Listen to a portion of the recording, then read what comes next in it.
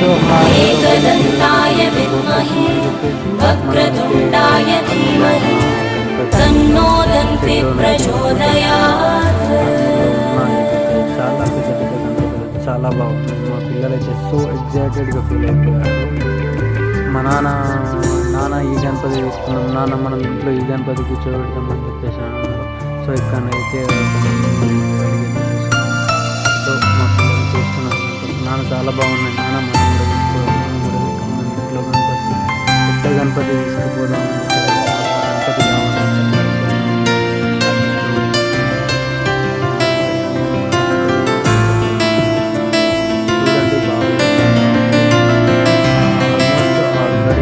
Solve out అయిపోయినాయి. మీరు కూడా తొందరగా ఎవరైనా బుక్ చేసుకునే వాళ్ళు ఉంటే తొందరగా బుక్ చేసుకోండి.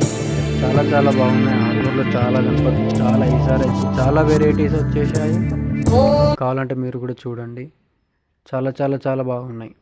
మా పిల్లలకి గణపతి అని అంటే చాలా ఇష్టం. వాళ్ళు గణపతి పండుగ వస్తుందంటే వాళ్ళు చాలా ఎగ్జైటెడ్గా ఫీల్ అయిపోతారు. ఏదైతే వచ్చేసి రాముడు గణపతి, ఇదైతే వచ్చేసి బాగుంది, చాలా బాగుంది. నీట్ వర్క్ కూడా నీట్గా ఉంది వీళ్ళది. చాలా బాగా క్రియేట్ చేశారు గణపతిలని. సో మీరు కూడా ఎవరైనా బుక్ చేయని వాళ్ళు ఉంటే వాళ్ళు కూడా వచ్చేసి బుక్ చేయండి. ఇదిగోండి గణపతి అయితే చూడండి ఎంత లడ్డు ఉందో.